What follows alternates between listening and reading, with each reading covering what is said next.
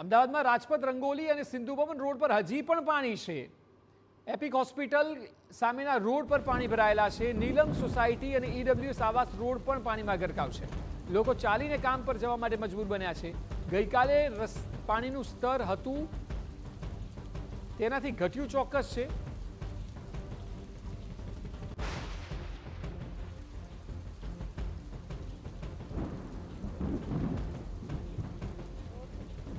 ગઈકાલે વરસેલ ભારે વરસાદ બાદ હજુ પણ અનેક વિસ્તારો અમદાવાદના એવા છે કે જ્યાંથી પાણી ઓસરવાનું નામ નથી લઈ રહ્યા.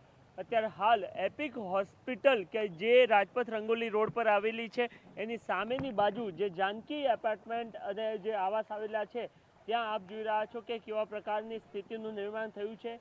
અહીંયાથી વાહનો પસાર નથી થઈ શકે એવી સ્થિતિ નથી. આ સિવાય લોકો પણ પોતાના ઘરની બહાર ચાહે માલ સામાન લેવા જવું હોય કે પછી અન્ય તમામ કામથી બહાર નીકળવું હોય તો એમને ચાલતા જ નીકળવું પડી રહ્યું છે. એ પ્રકારની સ્થિતિનું નિર્માણ થયું છે. આ સમગ્ર વિસ્તાર છે અને આ વિસ્તારોમાંથી અમે અવિરત આ પ્રકારના અહેવાલો ગતકાલે પણ પ્રસારિત કર્યા હતા કે આ વિસ્તારની કેવા પ્રકારની સ્થિતિનું નિર્માણ થયેલું આપને જોવા મળી રહ્યું છે.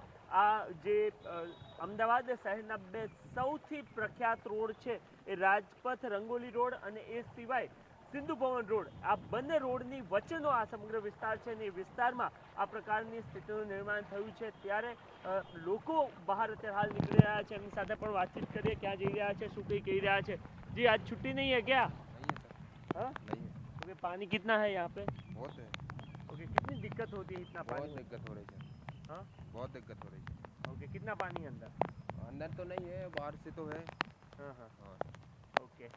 તો કામદારો કે જેઓ અત્યારે હાલ પોતાના કામ માટે બહાર નીકળી રહ્યા છે, મોટાભાગની જગ્યાઓ પર આજે રજા જાહેર કરવામાં આવેલી છે, પરંતુ જે કામદારો છે એમને એમના કામ પર જવું જરૂરી હોય છે અને એના જ કારણે કામ પર જતા તેઓ જોવા મળી રહ્યા છે. કેટલું પાણી ભરાયેલું છે? ફૂલ ભરેલું છે આગળ પાણી. એવું? હા. આ વિસ્તારમાં જ રહો છો તમે?